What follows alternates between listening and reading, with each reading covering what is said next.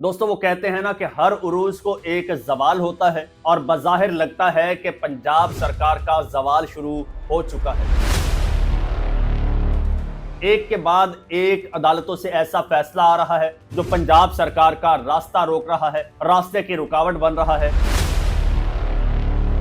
और अब तो नौबत जाती उम्रा पर कब्जा करने या फिर आधे घंटे में कब्जा छुड़ाने तक आन पहुंची है। और ये सब पंजाब सरकार की नाअहली के बायस हुआ है। किस तरह से ब्यूरोक्रेसी ने मरियम साहिबा को मामू बनाया, किस तरह से सब अच्छा की रिपोर्ट देकर पीछे से रंदा फेर दिया, ये सारी चीज आपके साथ शेयर करूंगा। और जो अब फैसला आया है, एक और फैसला, दूसरी अदालत से दूसरा फैसला, वो भी आपके साथ शेयर करूंगा। और आपको इसके साथ साथ एक बड़ी हैरत अंगेज खबर दूंगा कि किस तरह से पूरी की पूरी फैमिली को ऑफलोड कर दिया गया। वो क्या कहानी है, ये दोनों कहानियां आपके साथ शेयर करूंगा।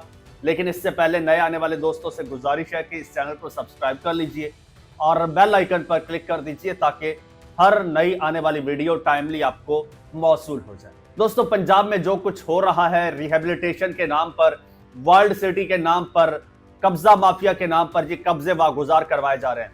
एक ऑर्डिनेंस पास होता है, उस ऑर्डिनेंस का नाम है जनाब पंजाब प्रॉपर्टी ऑनरशिप ऑर्डिनेंस 2025। ये ऑर्डिनेंस जनाब ब्यूरोक्रेसी पास करवाती है मरियम सरकार से। एक कानून बनाया जाता है और कानून का बज़ाहिर मकसद बताया जाता है कि जो लोग किसी की प्रॉपर्टीज पर कब्जा बना करके बैठे हैं, उनसे कब्जा वागुजार करवाया जाएगा और कुल इख्तियारात जो हैं वो ब्यूरोक्रेसी को दे दिए जाते हैं। एक कमेटी बना दी जाती है, वो 90 दिन में फैसला करेगी। और लेकिन फिर ब्यूरोक्रेसी करती क्या है, ब्यूरोक्रेसी अवाम का जीना मुहाल कर देती है। किसी की जायज नाजायज प्रॉपर्टी है, किसी से कब्जा लेना है, बस उसको वार्निंग दी जाती है, जगह खाली करो वरना बाहर पुलिस का डाला खड़ा है, उठा के डाले में मारेंगे, बुलडोजर चला देंगे। तो लोग पहुंचना शुरू हो गए हैं अदालतों में। अब अदालतों ने उठा लिया है डंडा। उन्होंने कहा है कि आप लोग हमारे इख्तियारात को चैलेंज कर रहे हो। ऐसे में दोस्तों एक तो नून लीग की चीखें निकल गई हैं। वो किस तरह, वो बाद में आपको बताऊंगा। पहले आपको बताता चलूं कि लाहौर हाई कोर्ट की चीफ जस्टिस आलिया नीलम साहिबा का फैसला मैंने आपको बता दिया था कि उन्होंने इस ऑर्डिनेंस पर अमल दरामद फिलहाल रोक दिया है। उन्होंने कहा है कि ये हमारी सुप्रीमेसी की, अदलिया की सुप्रीमेसी को आप लोग चैलेंज कर रहे हैं या फिर बाईपास कर रहे हैं। अब जनाब एडवोकेट अजहर सिद्दीक हैं, उन्होंने एक और डिटेल शेयर की है। वो कहते हैं कि लाहौर हाई कोर्ट के चीफ जस्टिस के इब्तदाई फैसला आने से कबल, यानी ये उससे पहले भी वारदात हो चुकी है। वारदात से मुराद पहले ही रास्ता रोका जा चुका है। सुनिएगा, वो कहते हैं मुल्तान बेंच नए कानून पर अपना हुक्म जारी कर चुकी है। ले जी, बन गई ना गल। Lahore high court Multan bench ने 18 दिसंबर को Punjab protection of ownership of immovable property ordinance 2025 की जामिया तशरीह करते हुए एक अहम रहनुमा फैसला सादिर किया है। अदालत ने वाज़ेह किया है कि डिस्प्यूट रेजोल्यूशन कमेटी यानी कि DRC महज एक इब्तदाई तफ्तीशी और मफामती फोरम है और इसे किसी भी मरहले पर दखली, जबरदस्ती कब्जा छुड़वाने या कब्जा बहाल करने का कोई इख्तियार हासिल नहीं है, खा वो उबूरी हो या हतमी।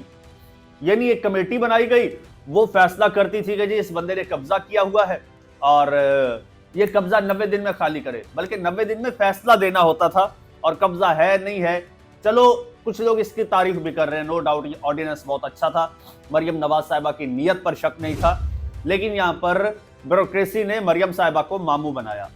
मरियम नवाज साहिबा को यहाँ पर ये ऑर्डिनेंस का झांसा देकर गरीब आवाम को लूटने लगी ब्यूरोक्रेसी। ये सवाल भी उठ रहे हैं। अब जनाब अदालत ने करार दिया है कि सेक्शन 9 के तहत DRC के इख्तियारात सिर्फ एहतियाती, आर्जी और रेगुलेटरी नौयत के हैं, जैसे मुनासिब जमानत लेना या जायदाद को सील करना। और ये इकदामात भी सिर्फ तहरीरी वजूहात पर मबनी, यानी कि स्पीकिंग ऑर्डिनेंस और नोटिस और मुकम्मल समात के बाद ही किए जा सकते हैं।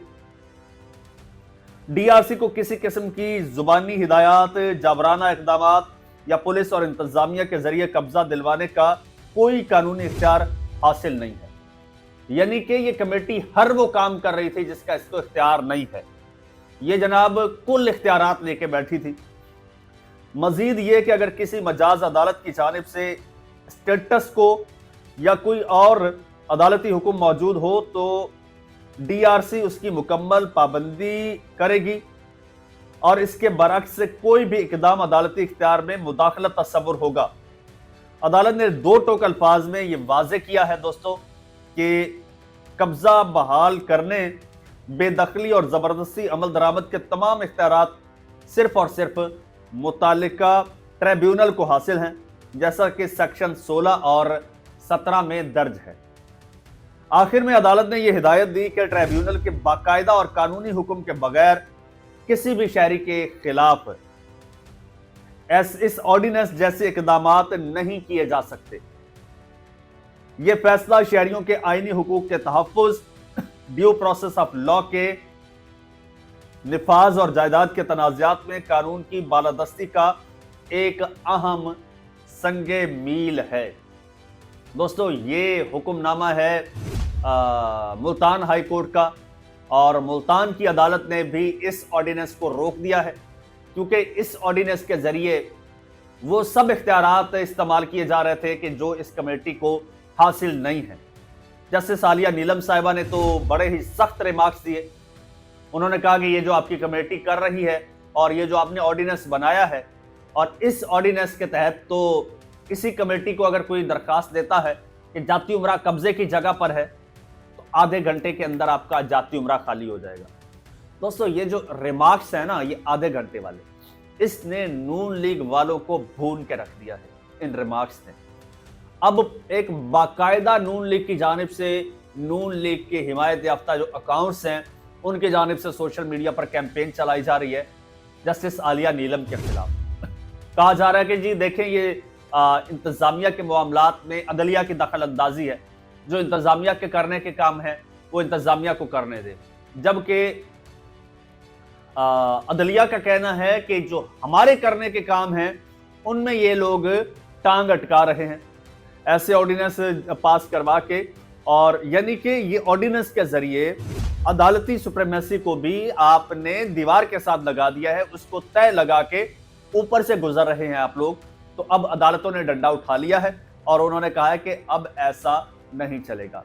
और असल सवाल और असल पॉइंट पता है क्या है? ऐसा कब होता है? जब उरूज को जवाल होता है। दोस्तों अब वो पहले वाली बात नहीं रही। मोहसिन बेग हैं और वो आपको पता है कि किस तबका फिक्र के या फिर किस हलके के सहाफ़ी हैं, और वो गुज़श्ता 2-3 माह से कह रहे हैं कि पंजाब हुकूमत के सर से हाथ उठ चुका है और ये अब बोझ बनते जा रहे हैं।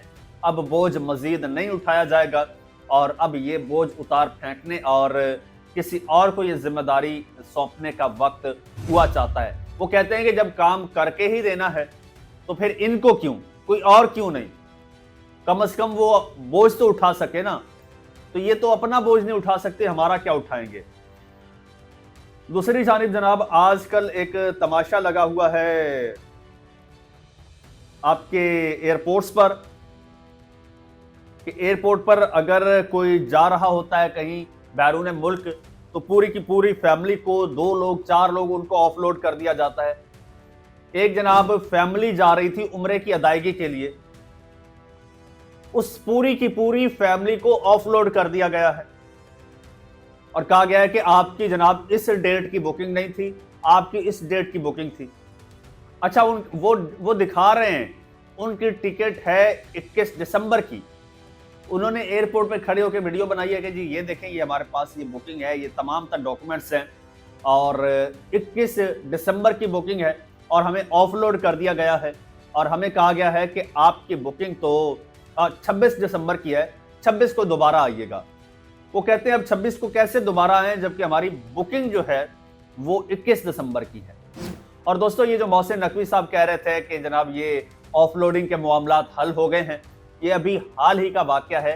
पूरी की पूरी फैमिली जो उम्रे की अदायगी के लिए जा रही थी, उन्होंने ये भी कहा है कि भाई सऊदी अरब में हमारे तमाम होटल्स बुक थे, हमारी वहाँ पर तमाम स्केड्यूल किया हुआ था, सारी चीज़ें स्केड्यूल थी और हम खर्चा कर चुके हैं, लाखों रुपए का खर्चा कर चुके हैं और उम्रे की सादत के लिए जा रहे थे और हमें बगैर किसी वजह के ऑफलोड कर दिया गया है।